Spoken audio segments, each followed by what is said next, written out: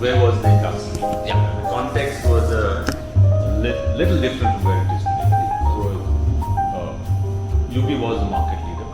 The beer industry was growing, and we said we need to put together a team and see where are we today, where is the industry, and where is the company, and what does the future unfold? Because any market leading company needs to look ahead. Right. As they say, you should never forget history. You should learn from history, which is why history is important, and then make sure that you develop your future based on what you see the future unfolding. Right. And while this sounds like a bit of philosophy, but that is like any business develops. So we said at that point of time, we felt that the industry was a little unstructured. There was still a lot of local Indian players in the market. Right. The industry growth was a bit inconsistent. Profitability was inconsistent because of the various tax policies, etc., which then industry-wise we've been working on those various initiatives. And we said here is a need to come together and see what do we see as our vision over the next 5 to 10 years. And in terms of challenges, we said we are a market leader.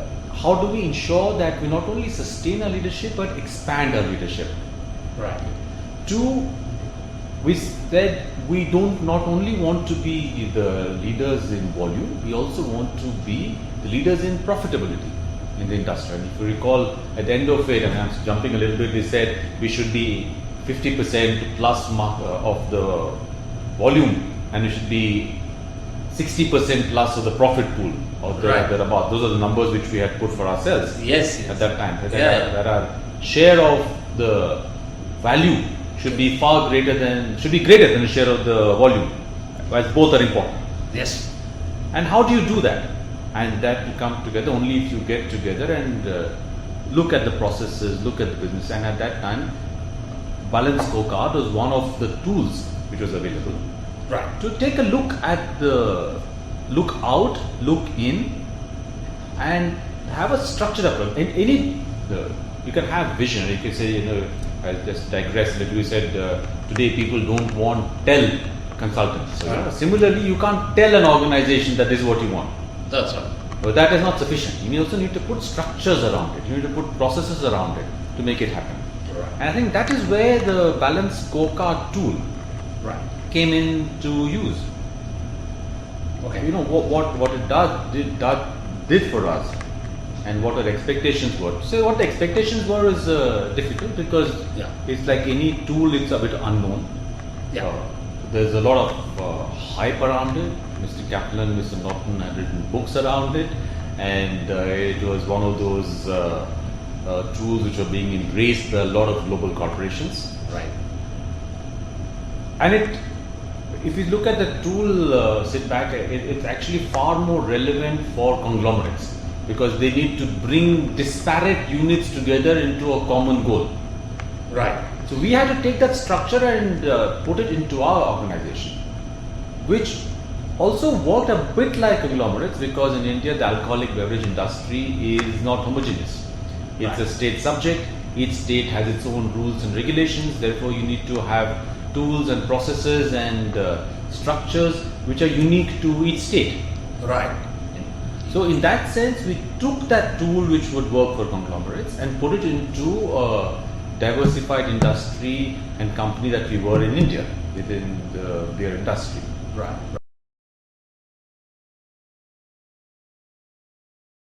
Within the beer industry. Right. And I think the key thing which we looked for was to find a structure Right. and a platform to develop the vision and develop the business. Right. It is easy to say we must have clear leadership in volume, we must have clear leadership in value, which should be ahead of volume leadership, and we should have the best products in the business, and we should have the best organization, and we must preserve our culture. Right. And every organization says that. Absolutely. Who says, yeah. You need to find a Yeah. structure and a platform to build around it. And I think that's where the balanced scorecard tool came into effect. Okay. Because it allowed us to look out, Right. forced us to look in, Right.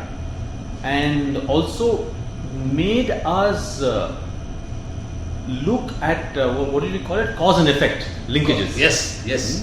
Cause and effect linkages among those. Yeah. So, because Yeah. I think that the key Yeah. to balanced scorecard is to see the cause and effect linkages. Very true.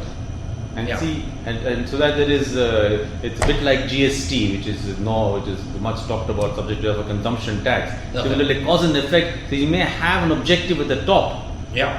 which could be in terms of must have leadership, must have dominance, must have a best product. But how do you ensure the organization delivers in it? That's right. So this tool helped us to build that platform, use that platform, and build an organization which could deliver that. Wow. Okay. I think that's what it did. If you look back and say, Okay. it helped us. It's when you look Yeah. at legacy organizations and when you try and put new structures, new systems, there will always be a little bit of a doubt whether it will deliver what it needs to, whether it will cause too much disruption. Yeah. Yeah. But as they say today, creative disruption is always good. Correct. So as long as the disruption helps unlock the creative potential of the organization, helps unlock all the potential organization. Right. I think that's what, if you ask me, Yeah. what the balanced scorecard did was it primarily forced us and made us come together and look at the future, Right. look at ourselves, Okay. and helped us build a path to that future by realizing the potential of the entire organization. Right. Sorry. Yeah. Because that is what I think the key thing which we had to strive to embrace was this cause and effect. Right. That any result you want needs to be backed up by an action by the organization, which needs to be backed up by the people, by the processes. So otherwise that ultimate action, the result will not come. Right. Number two, it helped us clearly articulate our goals. You can always, we had to put a numeric number for a goal. That's right. You were forced to do that. Yeah, we were forced to that. Yeah. And we were forced to cascade the objectives and the actions across the organization. That's right. So, for example, if, and I am just quoting from memory, if we had said we must have the best in class products in the business. Very And true. we must be the lowest cost manufacturer in the business. Absolutely. Yeah. So what did it mean? Best in class products would mean that how do you ensure they're best in class?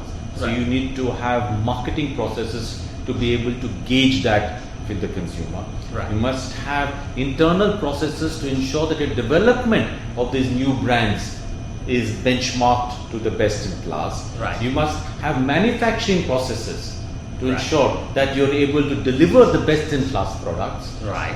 Then you must have the people who can work to deliver this. You Right. must have the IT framework Very true. which can integrate the organization to be able to deliver that. Right. So, therefore, to say that you must have the best in class products, Right. the most obvious thing to say is okay, get the best marketing team to develop the best products. That's right. Yeah. But that is not complete. Yeah, Because that's- is there a foundation on which it can be developed? Do Right. we have ongoing processes to monitor it? And I think this That's is what, right.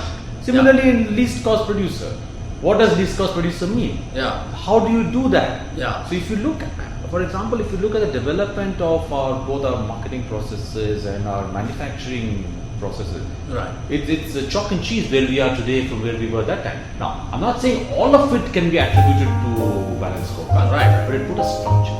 Yes.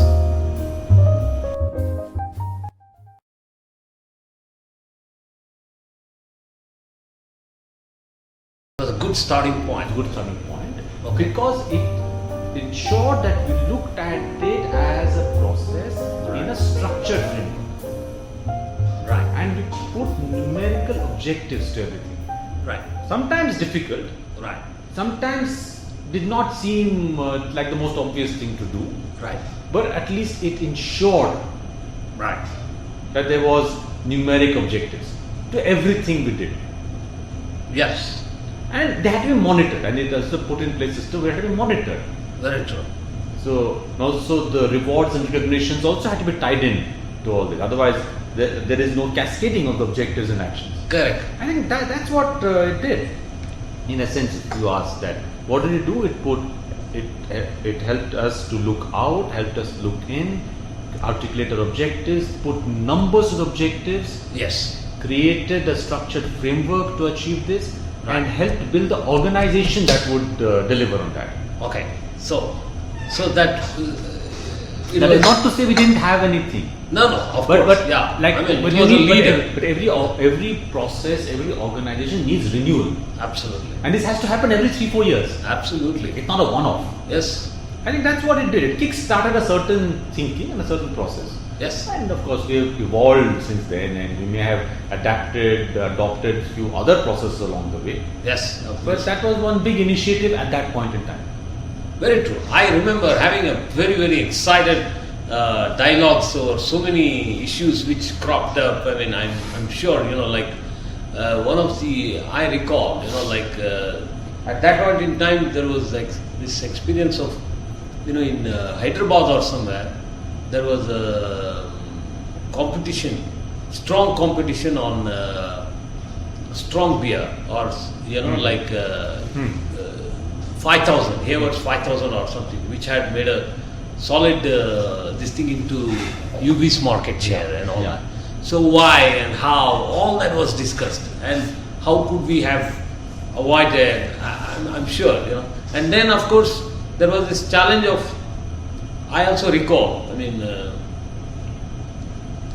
how can we ensure both, like you just said, how can we ensure both while we also grow on the revenue, top line, but at the same time we also remain on the profit pool of the industry. We should also be on that also should have a, then we came up with that measure also. I think, as you rightly pointed out, it forced a lot of people to think through. Yeah.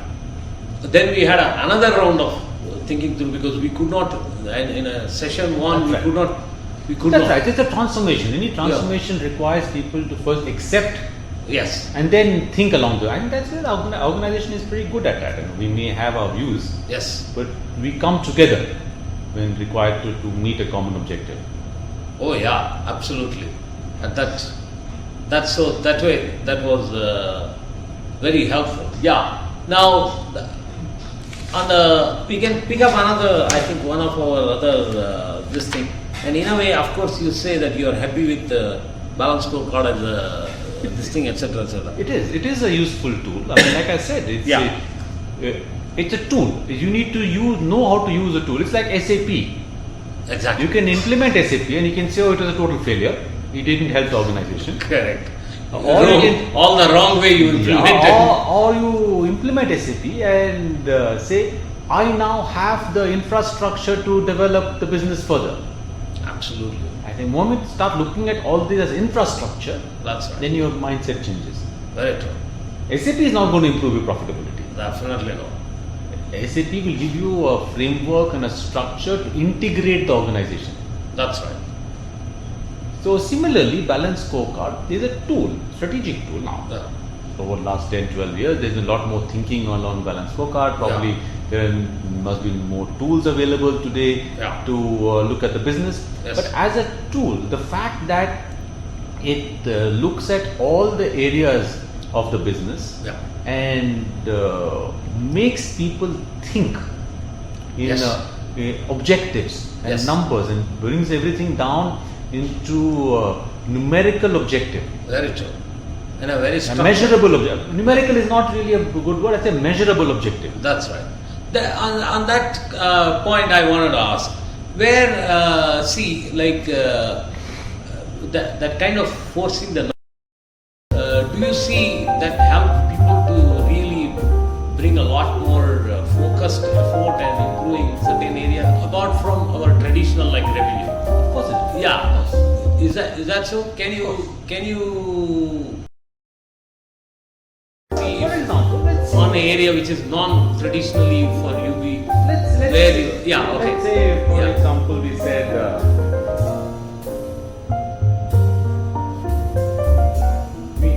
one of the objectives was Yeah. that our brands must be available at every point of sale. Yes. If you remember, Yes. how do we ensure that we dominate? We said, okay, brand must be available at every. Yes. Now, Brand availability. Okay. Yes. Then we say, how do you do it? How do you monitor it? Then, if I recall, what we said was our key SKUs. Yes. Kingfisher Strong 650 ml and Kingfisher 650. At that point in time, they were a key. Even now, they're key SKUs. Okay. Should not be out of stock. Right. How do we measure that? We Yes. said that if an outlet buys it at least once a month or once in 2 months, it Yes. is deemed not out of stock. Yes. I think you only came up with that measure. okay. Yes. So we Yeah. put a structure.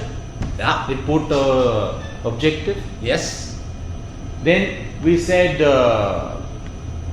how do you monitor the quality of the brand?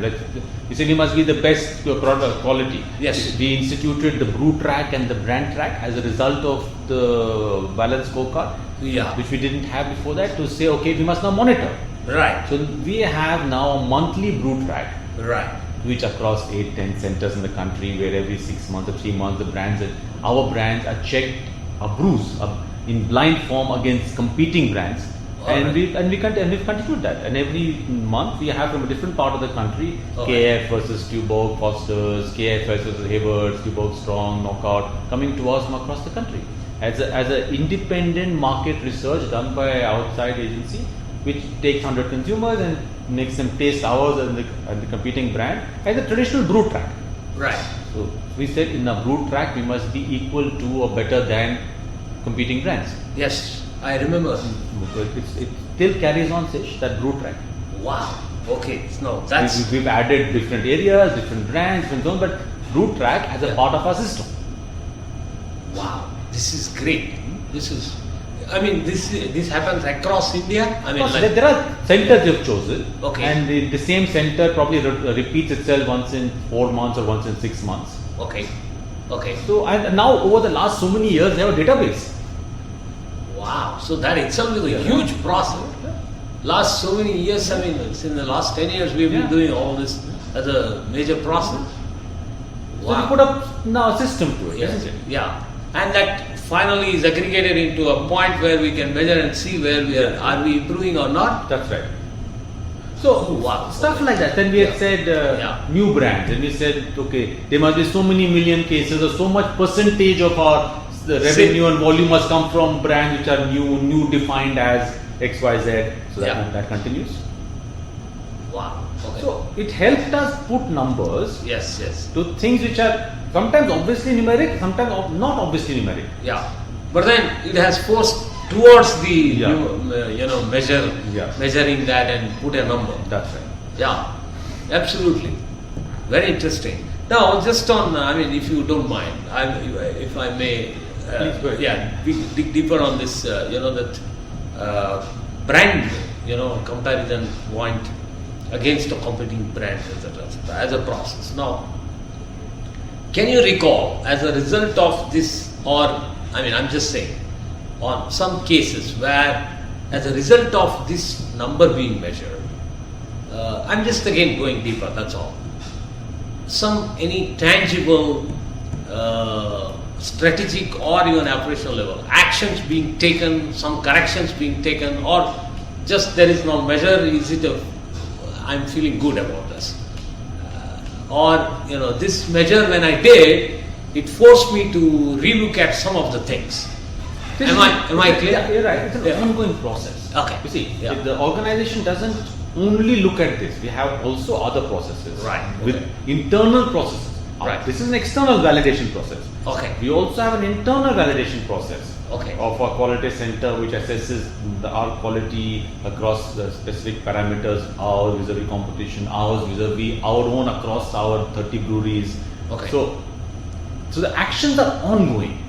It is a continuous. It's a continuous process. Okay. It's not a one-off that so ongoing process. If there is if we find some aberrant results coming, which are not up to our expectations, we would do checks. Okay. We would correlate it checks. Okay. For instance, is there any brand where you didn't perform as per your? Nothing of that. Nothing. Because what it does is that it helps you strengthen the processes. Okay. Because balanced scorecard is also about the process. It's not only about the result. Yeah. It's more about the process and less about the result. Absolutely. It is very, very powerfully. So therefore, we have a process today. Yeah. Okay. Yeah. To look at costs, to look at quality, to look at organizational development. Yeah. So by doing all this, Yes. Yeah. we've been able to, I think, structure our objectives. Were able to at that time. And as I said, things evolve, things move along. Very true. Some things change, some things evolve. Yes. But there's a process. That's correct. Yeah. I mean, we've evolved this to a slightly different way now, and we have said, okay, since we are a state-specific business, Yes. now we're looking at strategic footprints state-wise, and to see how that will dovetail into national. So, when you say Maharashtra, just to give an example, Yes. what is the scenario in Maharashtra? What are the challenges? What is the along the same parameters? Value, volume, profitability, processes. So, what do we need to do? Okay. So now, for each of our key states, we have got strategic directions. Right. Not all. Of state. Not all of it is a result of balanced scorecard done 10 years ago. I agree. But it builds on a process. Yes. Yeah. Okay. I think that's what it. I mean, one of the questions you had was, did it have any impact on motivation levels of people? Yeah, I wanted to. I was very curious. See, because I'm coming from where I'm coming from. Actually. There has been some recent researchers also, and one of the major claims also, and at like there is 2GC and so many Europe-based, some of the consultants focused on balanced scorecard have done some surveys, and maybe I have shared that with you. I think maybe I'll again, if you people who have implemented balanced scorecard and what happened to them, etc., etc. And over a period, as you rightly said, everything evolves, and this has also evolved. There, they one of the key things that became very clear is that it really helps in motivating, because there is a number. Number itself can be motivating. Now, Harvard research, there is one professor who has done now on motivation after Maslow's theory or whatever. The thing that became most popular is that measuring progress is a great motivator. So I was very curious to know, now that we have at such a large level implementation, nobody possibly I had an access to really see. Now I'm just out of curiosity. Now what do you think it had, when you put this, what was the really, go ahead.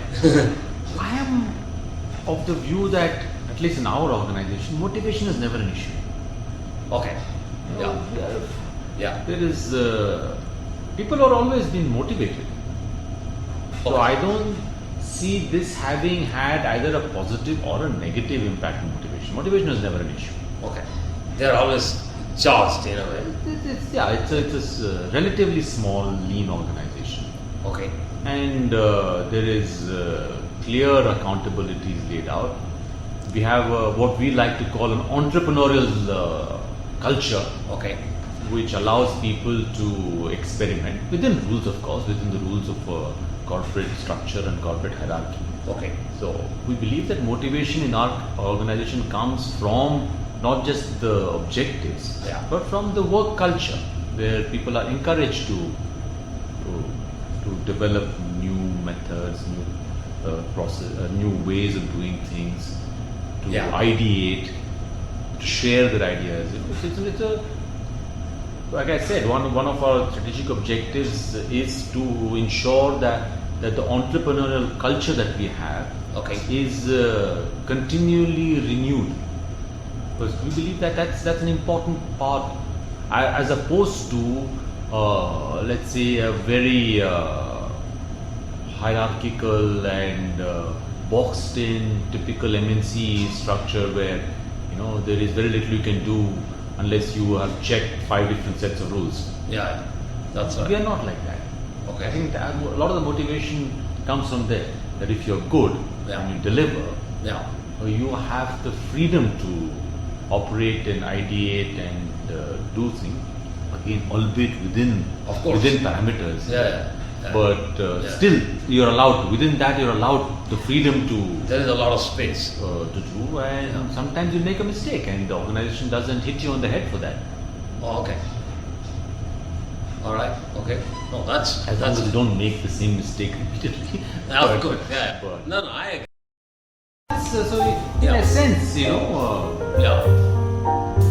I don't think there's any area in which it failed to meet its promise.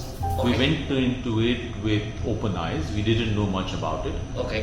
and we came out of it, let's say, enriched by the experience, Okay. and were rewarded with a framework and a structure to take the organization forward. So I don't see any failure. Failures. Okay. But let's say, suppose if you put it a little softer, then are there areas now? If we look back and see, how would I have liked it differently implemented? Now, of course, you also said that day that maybe we need to, because it's a large organization, that itself could be a study, and we need to really take it more scientifically and check it and find out as to what methodically, what could have been the impact of it, etc. So last when I met you had. See, I think the yeah. only area that But, I have, yeah. which is an area of doubt, Yeah. which I've shared with you and I've shared with various other practitioners of balanced scorecard, Yeah. is that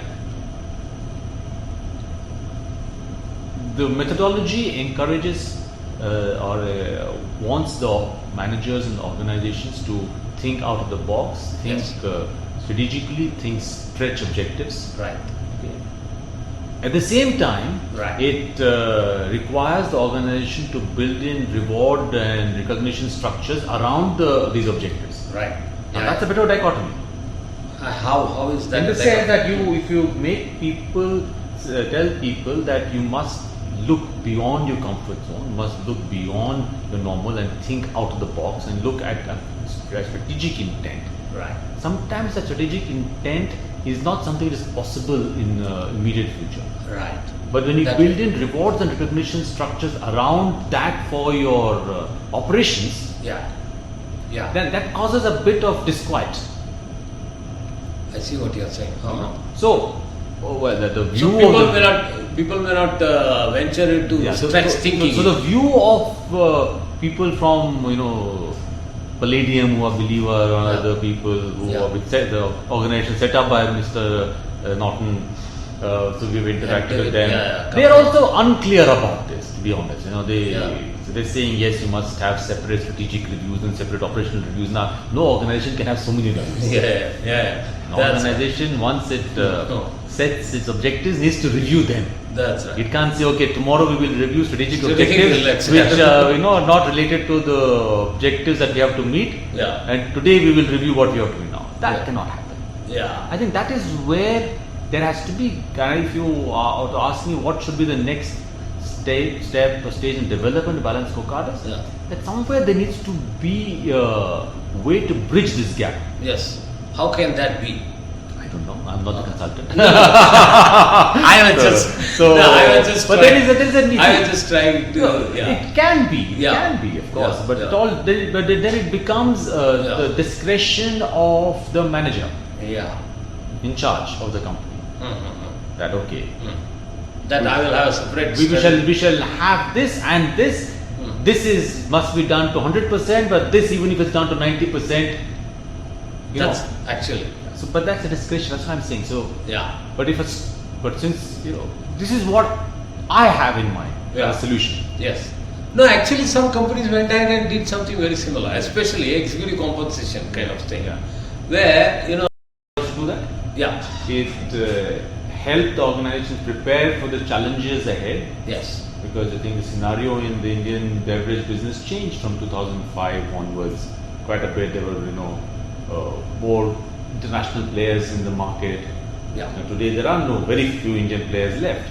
that's right. So it's SAB and Carlsberg and Anheuser-Busch, but our strength has only increased. Yes, and you are still the leader. Of course, I mean that, like I said, it's our avowed strategic intent. We will never allow our leadership to slip. No, because I had asked this They are question. very paranoid about leadership. I had a similar interview last when I this thing with Kalyan, and I asked him, "What keeps you awake sometimes? What are you, scared of?" For a minute, he just kept telling, what keeps me in the night is sometimes, I could be taken over by my competition. That's what he had said. So but then 10 years you not only fought so well. Yeah, but that's what keeps this organization. We are very, put it nicer, we're very possessive about our leadership. Yes. And we will not allow anybody to come close, and our objective is to keep strengthening it. That's I right. remember some of our managers who joined us in the last 7, 8 years, 10 years would come and say, but no, you're already at this percentage. How can your objective be to increase share every year? That's right. That's how we are. Our objective is to increase every year. Doesn't matter where we are. Wow. That's So right. that's the organization culture. That's right. And year after year, delivering it is a difficult. Now, I remember at that time we had said we should have X percentage more for volume and Y percentage value, which should be at least 10% more than volume. Yeah. If you look at the profitability of the beer industry, they're the only ones who make money. So they actually have more than 100% value share. Wow. We have over 50% volume share and over 100%.